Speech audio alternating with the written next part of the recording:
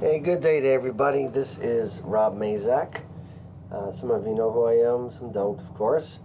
But I am a psychic medium with a variety of different services, and really not here to talk about services per se, but just kind of indirect and non-specific topics tonight. But been a lot of interesting conversations with people, and I think the topic of this conversation, I think, more or less would be about our belief system, the belief system that each of us have.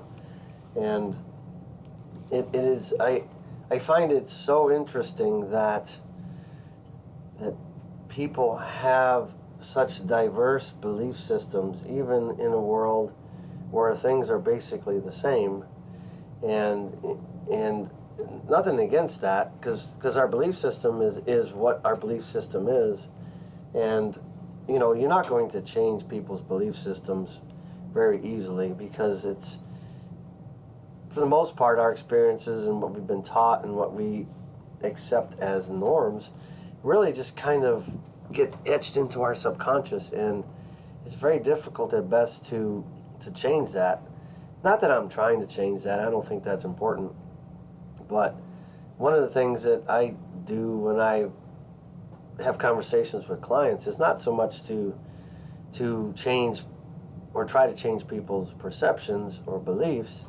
It's really just to try to give them different angles and different approaches and different ideas about the topics that they believe in, and let them make their own decisions. And I think that's important. Not that I'm some crazy saint or anything. I'm just saying that us as humans, we come to a realization of what we accept, and that's pretty much the way things go. For example, if I believe the earth is round and somebody believes it's flat, and they say, well, I'll tell you what, I'll take you up in a ship and I'm going to show you that it's flat. Even if I could see it with my own eyes, I would, somebody with a hardcore belief in the globe system would clearly find ways to still not believe in that, even though they see it, right? And so our belief systems are really, really super ingrained in who we are, and how we've become who we are. I think I said that right, but I think you get my point. And having a conversation today with somebody really honed in on something that I've been saying for quite a while, and something I learned personally, is that our perceptions of things, what we think is going on or what we believe is going on, if allowed to perpetuate long enough, it will roll into a belief. And a belief system is something, like I said, is very secured within our consciousness and very difficult to change if we choose to, or if we're trying to. And what I've also found is that our perceptions and our beliefs will cause our consciousness to create and introduce and show us every day, all day, the things that support our belief system. So, as an example, if I all of a sudden become interested in red Corvettes and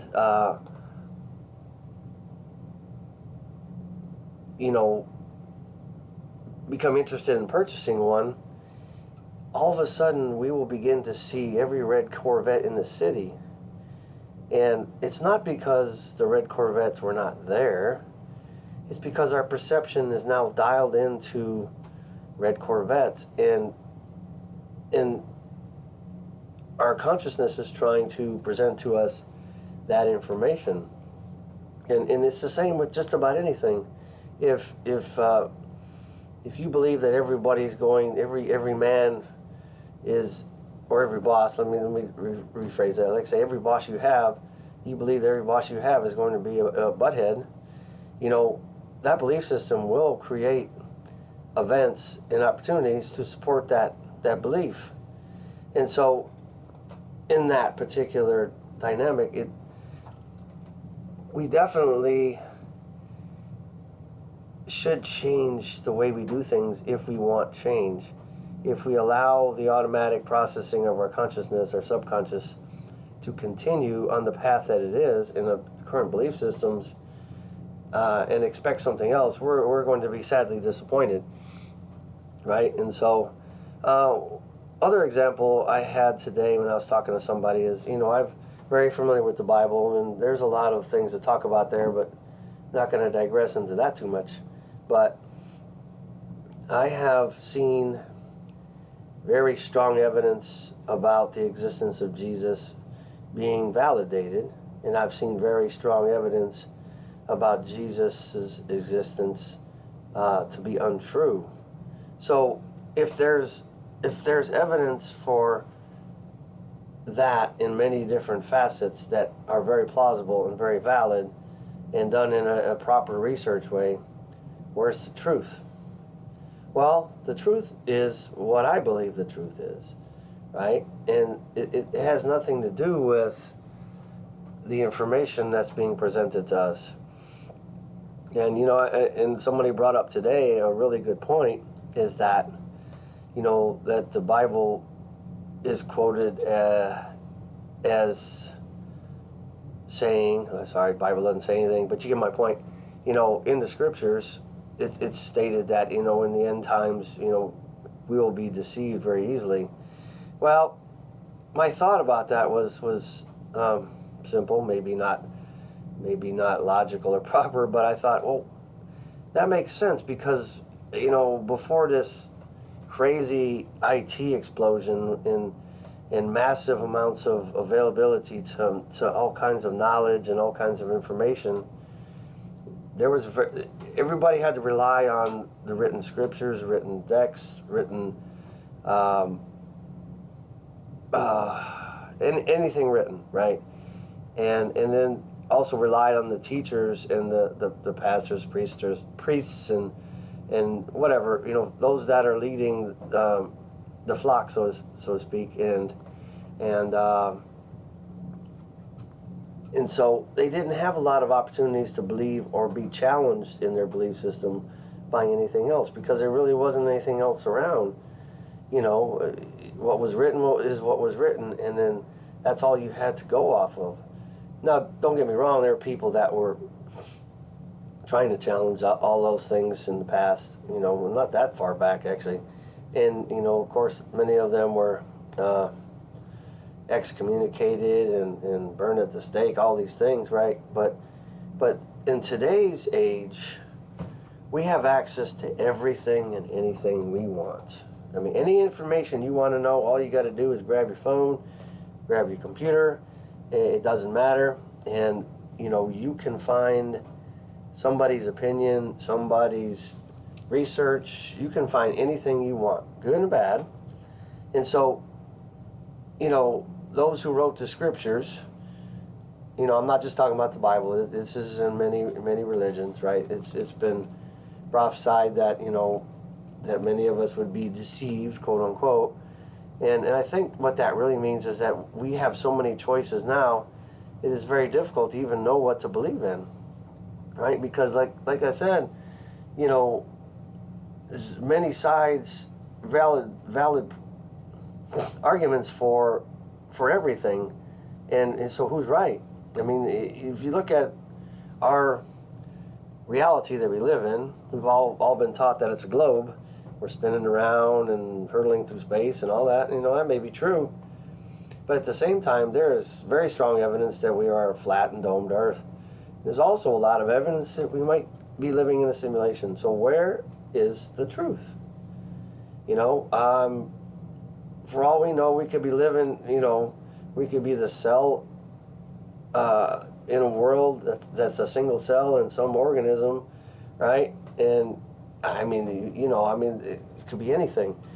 But I think what I'm really trying to say here is that what we believe in is really, it's just something that becomes ingrained within us, and nobody really has the right or the ability to change that, and that's okay. For us to be different is really actually a good thing, because if everybody was the same, oh my gosh, I mean, this world would be so different. There wouldn't be a lot of things created, wouldn't be a lot of things done, there wouldn't be a lot of things kept from being done.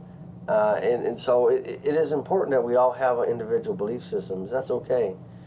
But it almost seems like at the same time we have all this crazy information that people are being allowed to create within themselves something that they really are not. And that can be really confusing too. I'm a white male, but in our societal norms these days, if I really wanted to, I could identify as a black lesbian woman, right? And it's like, but that seems a little out there to me, because I'm not black and I'm not a woman, physically and in reality. But that's just me talking. I'm not saying what those that do that are wrong, and that's fine. They can manage their belief system however they like. But in the original thought of too many choices, many different belief systems being thrown out there, this is just another dynamic of it. And so people are really, really, I think, are really, really confused right now. Now, granted, would I rather have been living in the 1600s or the 1500s or even earlier, when thinking like this would put you in jail or put you to death? Not really. And so we've gone from one extreme to the other. I would rather be alive now, like I am, and have the options and the ability to actually challenge my belief systems every day. And I think that's important, because I listen to people a lot of different ideas, and I can listen to a video or go to a church and listen to a sermon or whatever. And really, I think the secret is to take out of any conversation or book or video or anything you're trying to learn, and take out what you need out of it. Something out of every conversation is going to help you move forward and refine and define your belief system and your life, which is okay. Not everybody that speaks or writes is 100% accurate, but somewhere in there is always something that you can use that can kind of tickle that fantasy of your mind and create a new way of looking at things. And I think that's part of evolving as a human. We should, in my opinion, learn something and grow as a human, because there is no perfection. There's just no way to be perfect. But improving is important to me, because if all we're doing is coming here to eat, sleep, work, and die, I mean, I'm not sure what the purpose is, right? It's just some ant farm in somebody's bedroom of on some other planet. I don't know. I would hope not, right? But we have, since we are alive right now, and we're not limited to a very strict and narrow set of norms and rules and information, we should take advantage of this. I think that everybody should challenge their belief system, listen to other people, and if you do that long enough, you'll find yourself much more rounded, much more grounded, much more educated on all those other people that live on our planet, right? And let's just face it, we all have to learn to get along and live together. So why aren't we learning, about the Muslim faith? Why aren't we learning about, other religions? Why aren't we learning about other ways of the other countries, the cultures, all those things? I'm not picking on any certain person as I'm talking about this. I'm trying to say that we should be learning about all those that live with us, because we have to live together. It's like in your own household. If you have a wife or husband and kids and animals and all that, it's very helpful to understand everybody's belief system and how they tick and how they work and what they believe in. and in order to have a wholesome and a balanced household, that's important. But we got to remember that we live in this reality, whatever it is.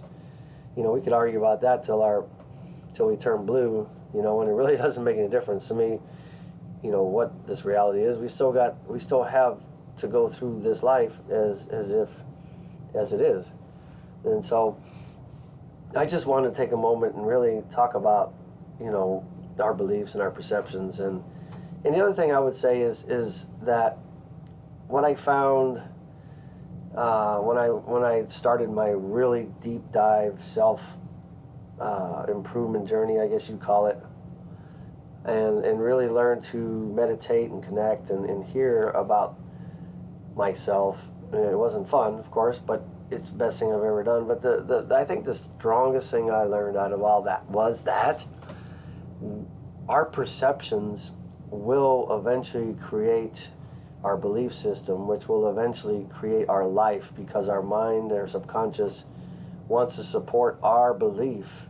And so it will always present and bring you the things that support it. And so if you want change, you have to really dig in and figure out, first of all, where did this belief start? Where did these perceptions begin?